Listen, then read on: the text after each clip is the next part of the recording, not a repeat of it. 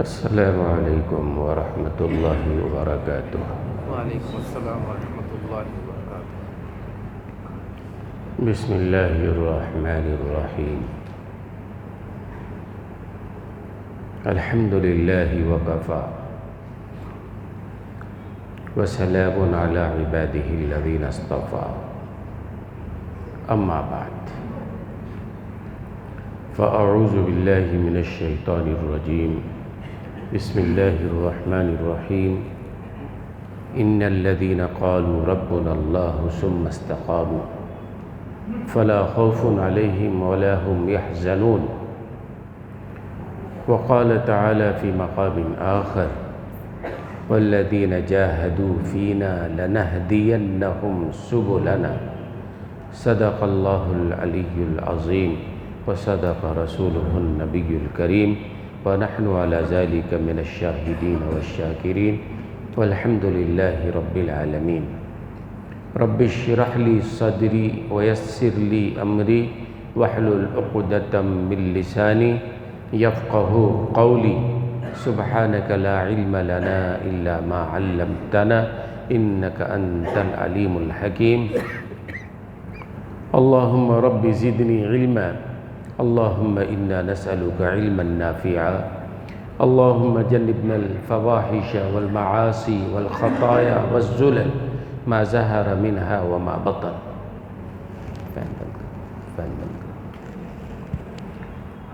محترم حاضرین کرام، معزز سامعین اعظام،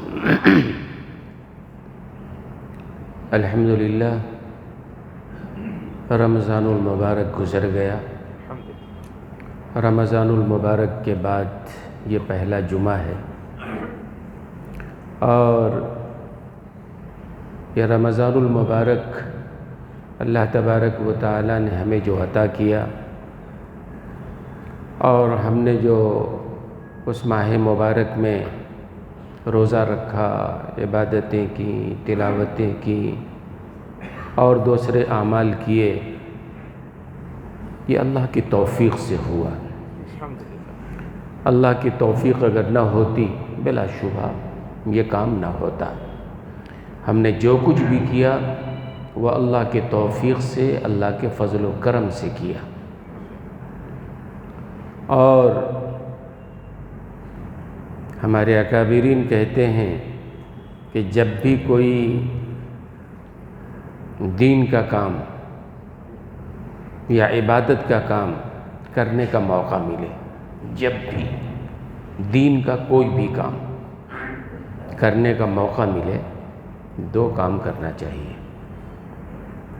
جیسے رمضان المبارک اللہ نے عطا کیا، ہماری زندگی میں ایک بار اور رمضان المبارک ہمیں ملا، بہت بڑی بات ہے، اور اللہ نے اس میں ہمیں عبادت کی توفیق عطا فرمائی، یہ بھی بہت بڑی بات ہے۔ اس لیے کہ بہت سارے ایسے مسلمان اور مسلمان گھرانے مل جائیں گے کہ رمضان کب آیا کب گیا ان کو پتہ ہی نہیں۔ رمضان کے معمول میں کوئی فرق نہیں پڑا، جیسے رمضان سے پہلے کھاتے پیتے تھے ویسے ہی رمضان میں بھی ان کا کھانا پینا چلتا رہا۔ رمضان سے پہلے جس طرح جھوٹ، غلط سلط باتیں، رمضان میں بھی وہی نظام ان کا چلتا رہا۔ تو یہ اللہ کا کرم ہے کہ اللہ نے ہمیں رمضان المبارک میں خاص طور پر عبادت کی توفیق عطا فرمائی، اور جب کبھی کوئی دینی کام کرنے کی سعادت حاصل ہو تو اللہ کا شکر ادا کرنا چاہیے۔ اے اللہ آپ کا احسان ہے، آپ کا کرم ہے، اے اللہ آپ نے ہمیں یہ موقع عطا فرمایا۔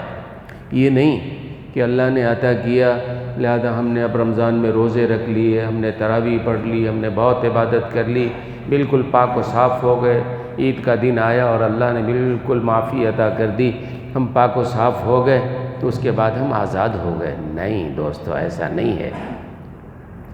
اس لیے کہ اللہ کا ایک اصول ہے کہ جس عبادت پر، جس کام پر شکر ادا کرو گے ہم اس میں اضافہ کریں گے۔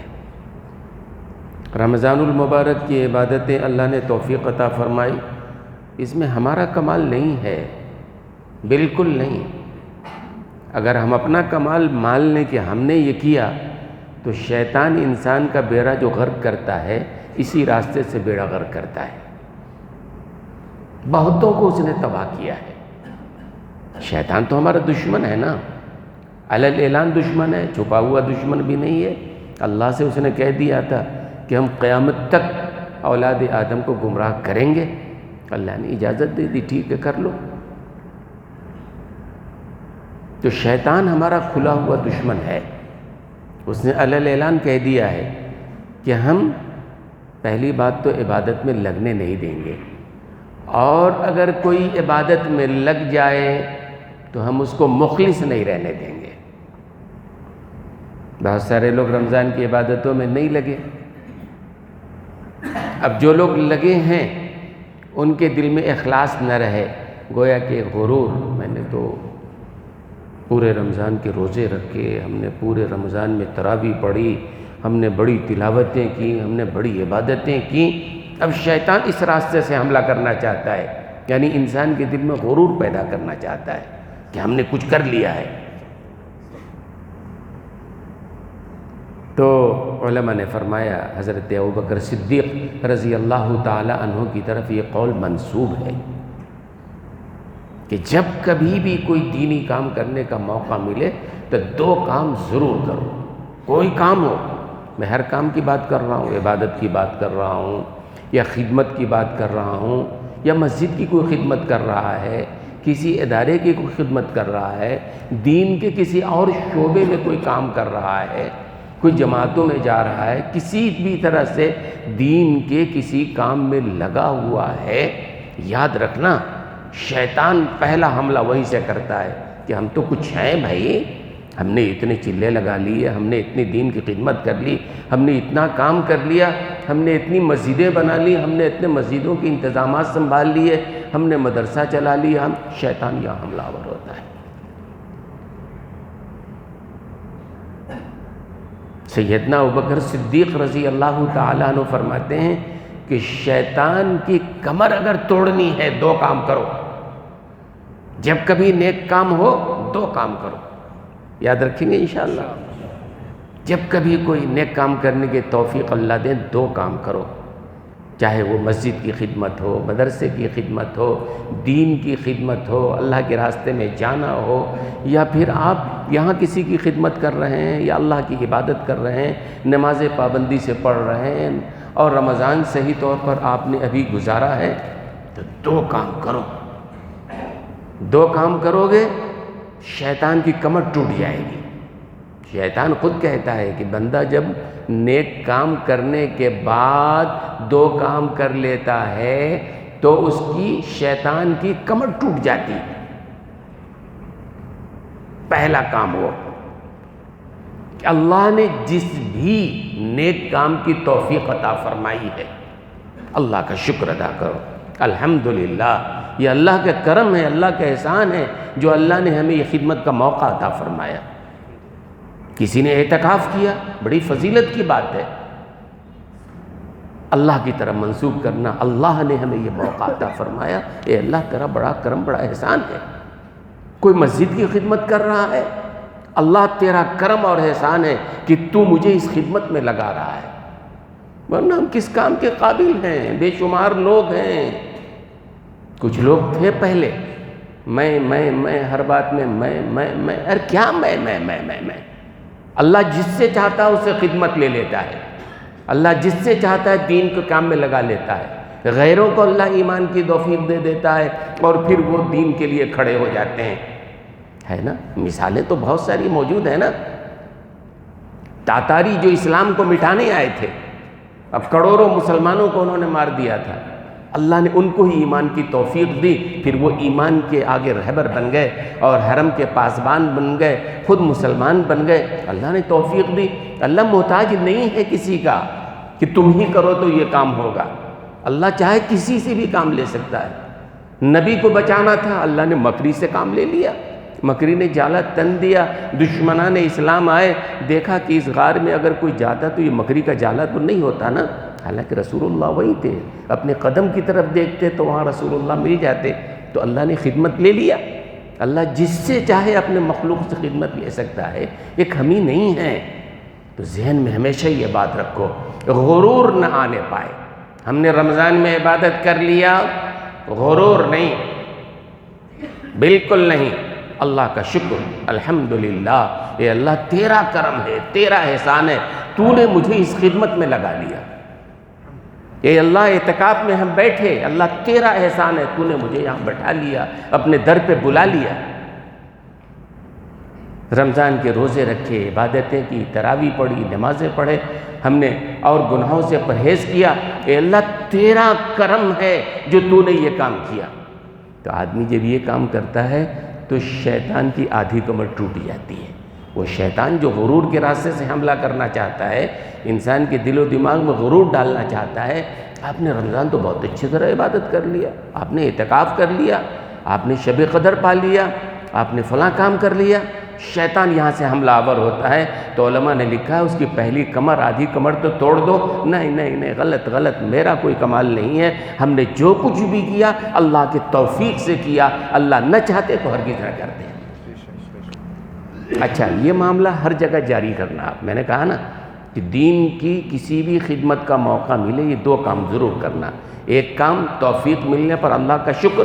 میں تو رمضان کے حوالے سے بات کر رہا ہوں، لیکن علماء نے لکھا ہے کہ دین کے ہر کام میں، اچھائی کے کام میں، خیر کے کام کی توفیق مل جائے، یہ دو کام کرو، شیطان کی کمر ٹوٹ جائے گی۔ اگر نہیں تو پھر شیطان تو ہمارے گمراہ کے لیے لگا ہوا ہے نا، قدم قدم پر گمراہ کرنا چاہتا ہے۔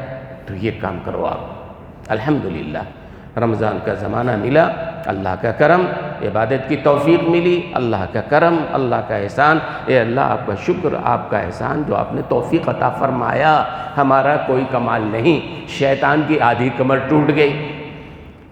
اب آگے شیطان کیا کرتا ہے؟ شیطان ہار مارنے والا بندہ نہیں ہے، اللہ کا بندہ ہے وہ، لیکن شیطان ہار نہیں مانتا ہے۔ قسم کھا رکھی ہے کہ ہم تو گمراہ کر کے اپنے ساتھ جہنم میں لے جائیں گے۔ جس آدم کی وجہ سے ہم کو جہنم میں جانا پڑا ہے، اس کو، اس کی اولاد کو ساتھ میں جہنم میں ہم لے جائیں گے۔ ہار نہیں مانتا ہے۔ دوسرا کام کرتا ہے، انسان کے دل میں مایوسی پیدا کرتا ہے۔ پہلے غرور پیدا کرنا چاہا اس نے کہ ہم نے رمضان میں اتنی عبادتیں کر لی، بالکل عید کے دن اللہ نے سرٹیفکیٹ دے دیا، چلے جاؤ، بالکل پاک صاف ہو گئے، بات ہو گئی مکمل۔ غرور کرو گے تباہ و برباد، سب نامہ اعمال خالی۔ دین کی کسی بھی کام پر غرور نہیں۔ اللہ نے توفیق دیا، تواضع کے ساتھ سر جھکا کر اللہ کا احسان مانو۔ اور دوسرا کام، شیطان دوسرا حملہ جو کرتا ہے نا، مایوسی۔ انسان کے دل میں مایوسی کی جذبات پیدا کرتا ہے۔ انسان کو کسی طریقے سے گمراہ کرنا ہے۔ مایوسی کیا پیدا کرتا ہے؟ وہ کہتا ہے اچھا یہ بندہ تو سب اللہ کے کھانے میں ڈال رہا ہے کہ اللہ نے دیا توفیق وغیرہ وغیرہ، غرور میں تو نہیں پڑ رہا ہے۔ اب وہ مایوسی ڈالتا ہے، ٹھیک ہے تم نے رمضان کا روزہ رکھا، لیکن کیسا رکھا تم کو بھی پتہ ہے۔ رمضان کی تراویح پڑھی، کیسی پڑھی تم کو بھی معلوم ہے۔ رمضان کے تمہارے دن رات کیسے گزرے تم کو بھی معلوم ہے۔ کتنا جھوٹ بولا، کتنا غیبت کیا، کتنا ٹائم پاس کیا، کتنا قرآن پڑھا، کس طرح قرآن پڑھا۔ یعنی مایوسی، تم نے کام تو کیا رمضان میں، لیکن جس طرح کرنا چاہیے اس طرح تم نے نہیں کیا۔ یہ بات تو پکی بات ہے نا بھائی، ہے نا پکی بات۔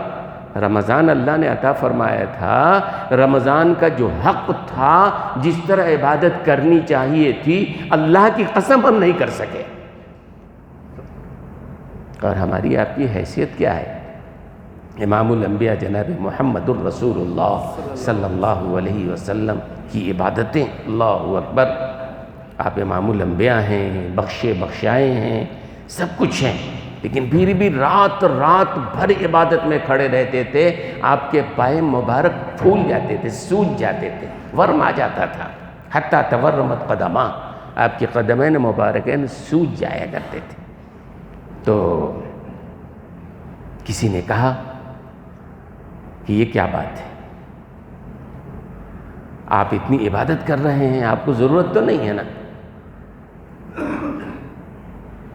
ایسے ہی صحابہ کے بارے میں آتا ہے کہ صحابہ کرام جو ہے نا، وہ رات بھر عبادت کرنے والے، تہجد پڑھنے والے۔ اور کسی نے بہت اچھی بات کہی ہے رومی ہوں کہ رازی ہوں کہ غزالی ہوں، یہ سب بڑے بڑے اولیاء، رومی بہت بڑے، رازی بہت بڑے اولیاء، بڑے مفسر، بڑے عالم، امام غزالی بڑے عالم، بڑے مفسر، بڑے اللہ والے۔ تو اقبال نے کہا ہے رومی ہوں کہ رازی ہوں کہ غزالی ہوں، کچھ ہاتھ نہیں آتا بے آہ سحر گاہی۔ کوئی ہو جو بھی جتنا بنا ہے، راتوں میں اللہ کے سامنے رونے گڑ گڑانے سے بنا ہے۔ کوئی کہہ دے اللہ والا کہ ہم رات کو نہیں جاگتے، ہونے کی بات نہیں ہے۔ جو اللہ والا ہوگا راتوں کو تنہائی میں خلوت میں اللہ کے سامنے روتے گڑ گڑاتے ہیں وہ، جو جتنا بڑا اللہ کا ولی ہوگا۔ تو میں یہ کہنا چاہتا ہوں کہ رمضان المبارک میں سحر کے لیے ہم لوگ اٹھے، عادت ہو گئی، تہجد پڑھنے کی عادت ہو گئی، پڑھتے رہے، رمضان کے بعد بھی اس کو باقی رکھیں تو اچھی بات ہے، تو اس کے بڑے فوائد ہیں۔ اور کسی چیز کا فائدہ اصل میں اور کسی چیز کی لذت جو ہے آدمی کے سمجھ میں جب تک نہیں آتی ہے، آدمی اس سے غافل رہتا ہے۔ لذت معلوم ہو جائے تو بات سمجھ میں آئے گی، ہاں بھئی یہ تو واقعی ایسی چیز ہے۔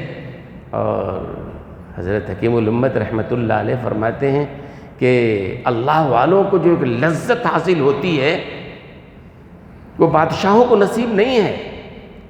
آج تک آپ نے نہیں سنا ہوگا کہ کوئی اللہ والا، کوئی ولی جو ہے اپنی ولایت اور اپنی گدی نشینی کو چھوڑ کر تخت سلطنت پہ گیا۔ کوئی مثال نہیں ملے گی دنیا میں۔ ایسی بہت ساری مثال ملے گی کہ بڑے بڑے بادشاہ ہیں جنہوں نے تخت سلطنت چھوڑ دیا اور اللہ والوں کی صحبت اختیار کر لی ہے۔ مثالیں میں بھی دوں گا آپ کو، لیکن کوئی اللہ والا کہ وہ چلا گیا ہو بادشاہ بننے کے لیے اپنی ولایت کی جگہ کو چھوڑ کے، ایسا نہیں ہوا ہے۔ کیوں؟ ولایت میں ایک لذت ہے جس لذت کو ہم نہیں جانتے۔ کہتے ہیں کہ ایک بادشاہ تھا امراء القیس، بڑا بادشاہ تھا، اس کو اللہ کی عبادت اور اللہ کے نام کی لذت اس کو لگ گئی تھی۔ بادشاہ تھا اپنے ملک کا، اب ملک میں رہے گا تو لوگ تو بہرحال اس کو کہاں بہت سارے کام رہتے ہیں، چین سے جینا مشکل ہو جاتا ہے۔ تو اس نے اپنا ملک چھوڑ کے بازو کی سلطنت میں چلا گیا اور وہاں جا کر عام لباس، عام انسان کی طرح رہتا تھا، مزدوری کرتا تھا، اللہ کی عبادت میں لگا رہتا تھا، نقاب چہرے پہ، چہرے کو ڈھانک کے رکھتا تھا، کیونکہ بادشاہ تھا، چہرے سے معلوم ہو جاتا، دیکھنے والا سمجھ جاتا تھا کوئی عام انسان نہیں ہے بھائی، یہ چہرہ مورا، یہ شکل و صورت بتاتی ہے نا۔ شیر شیر ہوتا ہے، جنگل میں جو شیر ہوتا ہے اگر فوٹو میں بھی آئے تو شیر ہی رہے گا، چوہا نہیں بن جائے گا۔ تو وہ بادشاہ تھا، اس کے چہرے مورے سے اور اس کے قد و قامت سے، اس کے روب سے وہ لگتا تھا کہ یہ کوئی بڑے خاندان کا یہ بادشاہ ہے۔ یہ سلطنت چھوڑ دیا اللہ کو پانے کے لیے، بازو کے سلطنت میں چلا گیا، وہاں جا کے وہ اپنا اللہ کی عبادت میں لگا رہتا تھا، چونکہ اللہ کے نام کی لذت اس کو مل گئی تھی۔ اللہ ہمیں بھی نصیب کرے، ہم کو وہ لذت اب تک نہیں ملی ہے، اس کو لذت مل گئی تھی۔ وہ ہفتے میں ایک بار مزدوری کر لیتا بادشاہ، چہرے پہ نقاب ڈال کے رکھتا اور جو کچھ ملتا تھا پورے ہفتے اسی سے کام چلاتا اور اللہ کی عبادت میں، اللہ کے ذکر و اذکار میں لگا رہتا۔ لوگوں میں بات آئی گئی، بھئی کون آدمی ہے یہ چہرہ ڈھانک کے رکھتا ہے؟ کوئی جاسوس تو نہیں ہے؟ مختلف شکل میں جاسوس رہتے ہیں، یہ کون ہے، کیا ہے؟ اور قد و قامت کے اعتبار سے لگتا ہے کوئی اچھا انسان ہے۔ خیر ہوتے ہوتے یہ بات اس ملک کے بادشاہ تک، اسلامی سلطنت تھی، اسلامی ملک تھا، بادشاہ تک یہ بات پہنچی کہ کوئی بندہ ہے جو مزدوروں کے صف میں رہتا ہے، چہرے پہ نقاب ڈال کے رکھتا ہے، لیکن اس کی قد و قامت، اس کا لب و لہجہ بتا رہا ہے یہ کسی بڑے گھرانے کا، بڑے خاندان کا، سلطنت سے کوئی تعلق ہے۔ بادشاہ تک بات پہنچی تو اس کو بھی فکر ہو گئی۔ بادشاہوں کو تو اپنی کرسی کی فکر ہوتی نا، بھئی کون آدمی ہے، کہیں ہمارے کرسی کے خلاف اور ہمارے عہدے کے خلاف تو لوگوں کو اکسا تو نہیں رہا ہے، بغاوت پہ آمادہ تو نہیں کر رہا ہے، پتہ لگاؤ۔ CID اس کے پیچھے لگایا۔ عام آدمی ہے، ہفتے میں ایک بار مزدوری کرتا ہے، باقی مسجد میں جا کے اللہ اللہ کرتا ہے، یہ کوئی CID وائڈی نہیں ہے۔ تو بادشاہ نے کہا اس کو بلاؤ۔ اب بادشاہ کا جب نوٹس گیا تو آنا تھا، بہرحال اس کے ملک میں ہے، اس کی بات ماننا ہے، اپنے چہرے کو چھپا کے رہتا تھا، شناخت چھپا کے رہتا تھا۔ بادشاہ کے دربار میں پہنچا، بادشاہ تخت پہ بیٹھا ہے، اس نے اس آدمی سے کہا کہ اپنے نقاب کو ہٹاؤ۔ اب بادشاہ کا حکم ہے ہٹانا پڑے گا، ہٹایا نقاب، چہرے کو دیکھا اس نے۔ بادشاہ کہتے ہیں کہ بادشاہ ہی بادشاہ کو جانتا ہے، سمجھتا ہے، جوہری جوہر کو جانتا ہے، عام آدمی ہیرے جواہرات کی پرکھ نہیں رکھتا ہے۔ تو بادشاہ سمجھ گیا یہ تو لگتا ہے کسی بادشاہ خاندان کا ہے، اور اس کے بعد پوچھا اس نے کہ آپ ہو کون؟ جھوٹ بولنا شریعت میں اجازت نہیں ہے، اس نے بتا دیا۔ پھر اس کے بعد اس نے کہا، بادشاہ نے اس آدمی سے کہ بھئی ایک کام کرو، آپ جنگل میں رہتے ہو نا، آپ ویران مسجد میں رہتے ہو، آپ ہمارے ساتھ آ جاؤ، ہمیں مشورہ دو، ہمارے سلطنت کے کاموں میں آپ ہمارا ساتھ دو تاکہ ہم بہرحال ہمارے کام میں آسانی ہو۔ تو اس بادشاہ نے جو مزدور بنا ہوا تھا، چہرے پہ نقاب ڈالا ہوا تھا، اس نے جا کے بادشاہ کے کان میں چپکے سے کچھ کہا۔ پورے عمائدین بیٹھے ہوئے ہیں، تو اس مزدور بادشاہ نے جا کے اس سلطنت کے بادشاہ کے کان میں کچھ کہا۔ بادشاہ وقت نے فوراً اپنا استعفیٰ لکھا، اپنے ماتحت کے حوالے کیا کہ بھئی اپنا استعفیٰ پکڑو، مجھے سلطنت نہیں چاہیے، میں بھی اس کے ساتھ جا رہا ہوں مزدوری کرنے کے لیے۔ اب سارے عمائدین کہنے لگے کیا ہوا بھائی، آخر یہ مزدور کیا کان میں بولا، کیا سنا، کیا سمجھا، یہ بھی استعفیٰ دے کر یہ بھی جا رہا ہے اس کے ساتھ مزدوری کرنے کے لیے۔ لوگوں نے پوچھا بادشاہ سلامت، ٹھیک ہے آپ چلے جائیے گا، لیکن یہ تو بتائیے اس نے آپ سے کہا کیا، بات کیا ہوئی؟ تو اس بادشاہ نے کہا، اس بندے نے مجھ سے کان میں یہ کہا، او اللہ کے بندے، سلطنت کے لیے تو مجھے بلا رہا ہے، اللہ کی قسم سلطنت میں وہ لذت نہیں ہے جو اللہ کے نام میں لذت ہے، اللہ کے ذکر میں جو لذت ہے، وہ لذت مجھے مل گئی ہے، اس لیے میں نے سلطنت چھوڑ دیا ہے۔ اس لذت کے لیے میں یہاں اکیلے تنہائی میں بیٹھا ہوں، اللہ کو یاد کر رہا ہوں، اس لیے میں بھی سلطنت چھوڑ کے اس لذت کو حاصل کرنے جا رہا ہوں۔ تو بات اصل وہی ہے، ہم کو لذت ابھی نہیں ملی ہے، ورنہ آہے سحر گاہی تہجد پڑھنے کی جو لذت ہے اور صبح اٹھنے کی جو لذت ہے، وہ واقعی لذت کسی کو لگ جائے، کوئی چھوڑانا بھی چاہے تو آدمی چھوڑنے کے تیار نہ ہو۔ کوئی آدمی نماز پابندی سے پڑھنے کا عادی بن جائے، کوئی آدمی اس کو پیسے دے کے نماز مت پڑھو، وہ پیسوں پہ لات مار دے گا، لذت مل گئی ہے اس کو، ہم کو لذت نہیں ملی ہے۔ تو بہرحال میں یہ کہہ رہا تھا کہ صحابہ اکرام رات بھر عبادت کرتے، اور جو صبح کا وقت آتا وَبِالْأَسْحَارِ هُمْ يَسْتَغْفِرُونَ، صبح کا وقت آتا استغفار کرتے، استغفر اللہ استغفر اللہ استغفر اللہ، اے اللہ معاف کر دیجئے معاف کر دیجئے معاف کر دیجئے۔ رات بھر تہجد پڑھا، عبادت کیا ہے، اور فجر سے پہلے استغفار کر رہے ہیں۔ عائشہ صدیقہ رضی اللہ تعالی عنہ نے جناب رسول اللہ صلی اللہ علیہ وسلم سے پوچھا، یا رسول اللہ صلی اللہ علیہ وسلم، استغفار تو آدمی گناہوں کے بعد کرتا ہے نا، کوئی غلطی ہو گئی استغفر اللہ، خطا ہو گئی استغفر اللہ، غلطی ہو گئی اللہ معاف فرما دیجئے، کوتاہی ہو گئی اللہ معاف فرما دیجئے۔ یہ تو رات بھر عبادت میں لگے ہیں صحابہ، اور جب صبح ہو رہی ہے تو استغفار کر رہے ہیں۔ بات سمجھ میں نہیں آئی؟ رات بھر عبادت کر کے استغفار سمجھ میں نہیں آئی؟ استغفار تو گناہوں کے بعد ہوا کرتا ہے نا، یہ کیا بات ہے؟ حضرت عائشہ صدیقہ رضی اللہ تعالی عنہ نے پوچھا جناب رسول اللہ صلی اللہ علیہ وسلم سے کہ صحابہ کے بارے میں قرآن میں ہے رات بھر عبادت، صبح میں استغفار، بات سمجھ میں نہیں آئی؟ تو اللہ کے رسول صلی اللہ علیہ وسلم نے فرمایا کہ صحابہ رات بھر تہجد پڑھ کے اور عبادت کر کے جو استغفار کر رہے ہیں، وہ اپنی عبادت پر استغفار کر رہے ہیں۔ یہ اللہ آپ نے توفیق تو دیا رات بھر جاگنے کی، لیکن جو حق تھا جاگنے کا وہ حق ادا نہیں کر سکے۔ تو ہماری آپ کی حیثیت کیا ہے؟ جناب رسول اللہ صلی اللہ علیہ وسلم رات بھر جاگتے اور صبح کو کیا کہتے؟ ما عبدناک حق عبادتک، اے اللہ آپ کی عبادت کا جو حق تھا وہ حق ادا نہیں کر سکے۔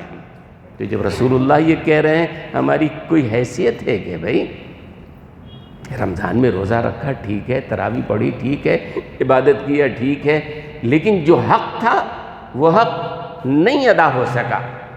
تو ایک کام تو اللہ نے توفیق دیا، اس پر ہمیں اللہ کا شکر ادا کرنا۔ الحمدللہ جو کچھ ہوا اللہ کی توفیق سے ہوا، ہمارا کوئی کمال نہیں ہے۔ اب دوسری بات، شیطان مایوسی پیدا کر رہا ہے، تمہیں کرے، لیکن کیا حیثیت کس طرح کی ہے تم کو بھی معلوم ہے نا۔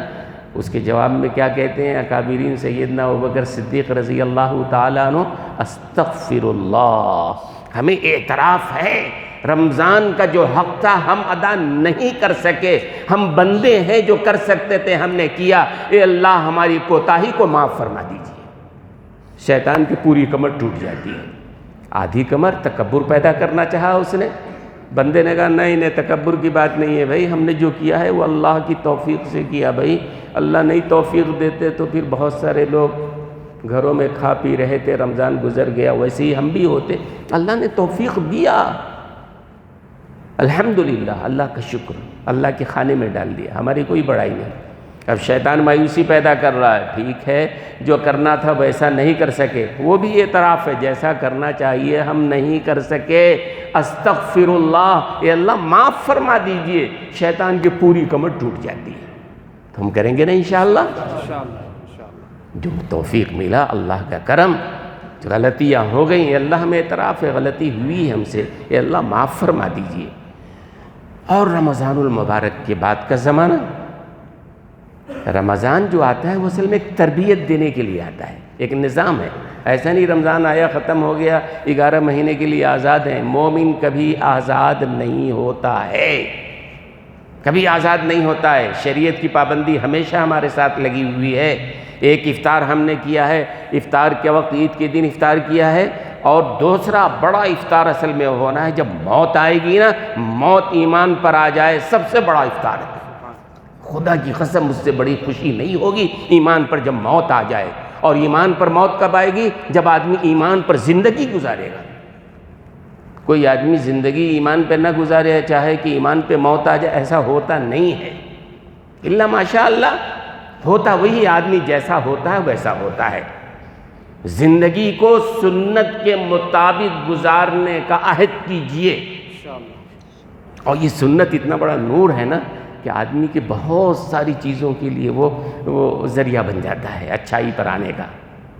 سنت بھئی کام تو ہم کو کرنا ہی ہے نا، سنت کے مطابق کیوں نہ عادت ڈال لیں ہم؟ مثال کے طور پر صبح کو اٹھے، آپ اٹھنا ہی ہے، ہر آدمی اٹھتا ہے، صبح کو اٹھے، ایک ہے سنت کے مطابق اٹھیں، ایک ہے جیسے کیسے روزانہ اٹھتے ہیں اٹھ گئے، جیسے کیسے ٹوائلٹ جاتے ہیں گئے، ایک ہے نہیں اٹھے ہیں۔ رسول اللہ کیسے اٹھتے تھے؟ رسول اللہ اٹھتے تو کیا دعا پڑھتے تھے؟ رسول اللہ بیت الخلا جاتے تو کیا دعا پڑھتے؟ بیت الخلا سے نکلتے تو کیا دعا پڑھتے؟ وضو کرتے تو کیا دعا پڑھتے؟ وضو کے جو ہو جاتا تو کیا دعا پڑھتے؟ پھر اس کے بعد کپڑا پہنتے تو کس طرح پہنتے؟ پھر گھر سے مسجد کے لیے نکلتے تو کس طرح نکلتے؟ پھر مسجد میں جا کر نماز رسول اللہ نے جو بتایا، پھر گھر آئے، پھر اس کے بعد عبادات، پھر اس کے بعد ناشتے کا وقت آیا، رسول اللہ کس طرح کرتے تھے؟ تو علماء کہتے ہیں کہ آدمی صرف یہ کام کرے کہ صبح سے شام تک کی زندگی میں سنت کے مطابق اپنا معمول بنا لے۔ مشکل نہیں ہے، کام تو کرنا ہی ہے آپ کو، کھانا کھانا ہی ہے، اس کے بغیر کوئی زندہ نہیں رہے گا، ٹوائلٹ جانا ہی ہے، اس کے بغیر کوئی زندہ نہیں رہے گا۔ ایک ہم اپنی مرضی سے کر رہے ہیں، ایک رسول اللہ کی سنت کے مطابق کریں گے، کوئی کانٹا نہیں لگنے والا ہے۔ بلکہ یاد رکھیے سنت میں اصل میں اور سہولت ہو جاتی ہے، ایک تو اللہ کی رضا ملتی ہے، رسول اللہ کی رضا ملتی ہے۔ کوئی آدمی کہے کہ سنت پر ہم نے زندگی گزارا اور ہماری زندگی عذاب بن گئی، نہیں، ایسا ہو ہی نہیں سکتا ہے۔ ایک بندہ آپ نہیں لا سکتے ہو جو کہے کہ ہم نے سنت کے مطابق زندگی بنایا اور ہماری زندگی عذاب ہو گئی، نہیں، ایسا نہیں ہوگا۔ سنت میں اللہ نے نور رکھا ہے، سنت میں اللہ نے آسانی رکھا ہے، کم محنت زیادہ اجر اس میں اللہ نے عطا فرمایا ہے۔ تو انشاءاللہ یہ کام کریں گے، کوشش کیجئے۔ ہمارے نوجوانوں سے بھی کہتا ہوں کہ بھئی ہمارا چہرہ سنت کے مطابق ہونا چاہیے، ہونا چاہیے نہیں ہونا چاہیے، سنت کے مطابق طے کیجئے۔ کیا داڑھی رکھنے سے کوئی پریشانی آ جائے گی؟ بہت سارے بوڑھے بھی ہیں، اب قبر میں جانے کے قریب ہیں، لیکن پھر بھی روزانہ صاف کرتے رہتے ہیں۔ کس طرح سمجھائیں ان کو کہ اللہ کے بندے رسول اللہ صلی اللہ علیہ وسلم کی سنت ہے، یہ واجب کے درجے میں ہے، لہذا نوجوانوں آپ طے کرو ہماری صورت سنت کے مطابق ہوگی انشاءاللہ، ہمارا لباس سنت کے مطابق ہوگا انشاءاللہ، ہمارا کھانا، ہمارا پینا، ہمارا ملنا، ہمارا جلنا، ہماری تجارت، ہمارا اٹھنا بیٹھنا، ہر کام سنت کے مطابق کر لو، اور سنت کے مطابق کرنے میں پریشانی کہیں سے نہیں ہے، بس عادت نہیں ہے، زندگی جیسی گزر رہی ہے۔ اگر ہم طے کریں کہ سنت کے مطابق گزاریں گے تو کیا ہوگا معلوم؟ سنت کا نور ہمارے زندگی میں آئے گا اور زندگی ہماری بہترین بن جائے گی، اللہ بھی راضی، رسول اللہ بھی راضی۔ اور یہ سنت جو ہے نا، کتنا وقت ہے ابھی ہے وقت؟ اچھا، یہ سنت کا نور جو ہے نا، اللہ تعالی ہم سب کے دل و دماغ میں یہ بات ڈالے۔ پہلی بات تو وہ یاد رکھا نا آپ نے، رمضان کی جو عبادتیں ہیں اس پر کیا کرنا ہے؟ اللہ کا شکر، اللہ نے توفیق دیا ہے، اللہ کرم احسان۔ دوسرا، کمی کوتاہی استغفار، استغفر اللہ، اے اللہ بلا شبہ جو رمضان کا حق پر نہیں ادا ہو سکا معاف کر دیجیے۔ یہ کام کر لیں گے تو گویا آپ نے رمضان کا حق ادا کر دیا۔ علماء نے لکھا ہے یہ کام کر لو گے نا تو گویا آپ نے حق ادا کر دیا، اور انشاءاللہ جیسی کیسی بھی عبادت ہے اللہ قبول فرما لیں گے۔ اس کے بعد یہ ہے کہ مومن کا روزہ زندگی بھر کے لیے ہے۔ روزہ کا مطلب شریعت کے منع کردہ چیزوں سے رکنا۔ آج ہماری طبیعت میں چوری، دھوکہ بازی ہر جگہ، بازاروں میں، دکانوں میں، مسجدوں میں، ہر جگہ ہماری طبیعت بن گئی ہے۔ چوری کو اپنا حق سمجھنے لگے ہیں، غلط کام کرنے کو حق سمجھنے لگے ہیں، اسے رکنا پڑے گا۔ زندگی بھر کے لیے ہمارا روزہ ہے۔ موت آ جائے ایمان پر انشاءاللہ بہت بڑی کامیابی ہے، اس کے لیے کوشش ابھی سے کرنی پڑے گی۔ سنت کے مطابق زندگی بناؤ۔ سنت کے مطابق جب آپ کریں گے نا بھئی، ہمارے چہرہ سنت کے مطابق، ہماری ٹوپی سنت کے مطابق، ہمارا کرتا پیجامہ سنت کے مطابق، ہر چیز سنت کے مطابق۔ وہ تو حدیث میں نے سنایا تھا نا، ما اسفل من الازاری، کہ ازار کا حصہ جو کعبین سے نیچے ہے، ٹخنے سے نیچے کیا ہوگا؟ فی النار، بخاری کی روایت ہے۔ ما اسفل من الکعبین من الازار فی النار۔ بہت سارے نوجوان ٹخنے کے نیچے پینٹ کو، دوسرے لباس کو، یہ جہنم میں۔ اور آپ کیا سمجھتے ہیں ٹخنا ہی تو جہنم میں جائے گا؟ اللہ اللہ اللہ۔ ایک روایت میں آتا ہے، گزشتہ جمعہ میں جہنم کی ایک جھلک دکھا رہا تھا، جہنم میں سب سے ہلکا عذاب جس کو ہو رہا ہوگا وہ آدمی ہوگا جس کو جہنم کی 2 جوتیاں پہنائی جائیں گی۔ جہنم کی آگ کی 2 جوتیاں، وہ جہنم میں نہیں ہوگا، باہر ہوگا، لیکن جہنم کی 2 جوتیاں آگ کی اس کو پہنائی جائیں گی۔ سب سے ہلکا عذاب جہنم کا وہ ہوگا، لیکن اس آدمی کا حال یہ ہوگا، اب اندازہ لگاؤ نا، دنیا کی آگ نہیں، جہنم کی آگ ہزاروں گنا تیز، وہ آگ کسی کے پاؤں میں ہو تو اس کا دماغ کھول رہا ہوگا، اس کے ہونٹ، اس کے جسم سے آگ کے شعلے نکل رہے ہوں گے۔ وہ آدمی سمجھ رہا ہوگا کہ شاید جہنم میں سب سے زیادہ بڑا عذاب ہم کو ہو رہا ہے، حالانکہ سب سے ہلکا عذاب ہو رہا ہوگا۔ تو یہاں کہا گیا ما اسفل من الکعبین من الازار فی النار، ٹخنے کے نیچے جو پاؤں ہوگا وہ ٹخنا سمیت جہنم میں جانے والا ہوگا۔ جس کا پورا ٹخنا جہنم میں، اس کا کیا حال ہوگا بھائی؟ ہم معمولی چیز سمجھتے ہیں، معمولی نہیں ہے۔ رسول اللہ نے فرمایا ہے ہم کو اپنے ٹخنوں کو کھلا رکھنا چاہیے۔ بہت سارے لوگوں کو دیکھا نماز کے وقت آتے ہیں جلدی اپنے ٹخنے کو کھول لیتے ہیں، وہ نماز کے لیے نہیں ہے، پوری زندگی کے لیے ہے۔ مسجد میں ہو، بازار میں ہو، گھر میں ہو، دکان میں ہو، جہاں بھی ہو، یہ ٹخنے کھلے رکھنا چاہیے۔ تو سنت کے مطابق اپنا لباس بنائیے، اپنا چہرہ مہرہ بنائیے، اپنی عادت بنائیے، اپنے کھانے پینے کا طریقہ بتائیے۔ سنت کے مطابق جب آپ کریں گے نا تو اللہ تعالیٰ راضی ہو جائے گا۔ کتنے منٹ باقی ہیں؟ آلموسٹ ختم ہو گیا، 1 منٹ ہے۔ کتنے بجے ہیں؟ 20 کو۔ میں ایک واقعہ سنانا چاہتا ہوں، اس پر بات ختم کریں گے، تاکہ سنت کا نور کس طرح زندگی میں آتا ہے وہ اللہ تعالیٰ دل و دماغ میں بٹھائے۔